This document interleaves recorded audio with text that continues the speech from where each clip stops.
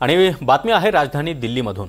जवाहरलाल नेहरू विद्यापीठातून विद्यार्थी संघटनेच्या निवडणुकीमध्ये उतरलेली मराठमोळी विजयालक्ष्मी शिंदे हिचा निसटता पराभव झाला, परंतु तिने 1400 पेक्षा जास्त मतं घेऊन लक्षवेधी लढत दिली।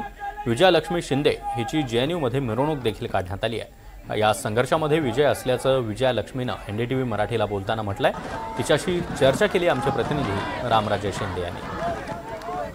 विजयालक्ष्मी शिंदे ही मराठी मुलगी उभी होती या निवडणुकीमध्ये आणि आपण इथं पाहतो की तिची मिरवणूक काढली जाते। लाल सलाम लाल निकाल लागलेला आहे आता, पण थोडक्यामध्ये पद गेलेलं आहे, पद नाही गेलाय, संघर्ष जिंकलाय, संघर्ष जिवंत आणि संघर्ष चालू राहील, मला इतकंच म्हणायचंय। त्यावेळेस मतं तुला चांगली मिळालेली आहेत।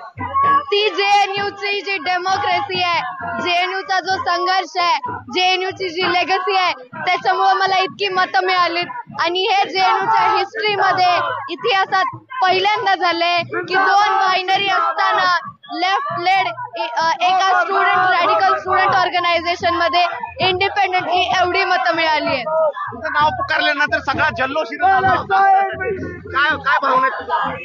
माझं काही नाही, संघर्ष चालू होता आणि पुढेही मला हा संघर्ष चालू ठेवायचा आहे। इलेक्शन पुरतं माझं काम लिमिटेड नव्हतं आणि ते पुढे चालू राहील। जे मुद्दे मांडले होते त्यासाठी लढत राहणार का? हो नक्की। कसं वाटतंय की निवडणुकीमध्ये चांगलं वाटतंय। पुन्हा एकदा सर्वच जागा एबीव्हीपी ला एक सुद्धा जागा मिळाली नाही मिळाली। काय कारण आहे?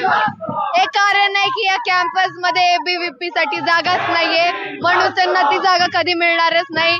जेएनयू मध्ये संघर्षाला विजय मिळत आलाय आणि तो मिळत राहील। हा विजयाचं काय बोलणं कोणाचा विजय? हा जेएनयूच्या स्टुडंटचा विजय आहे, जेएनयूच्या लेगसी आणि विरासतचा विजय आहे।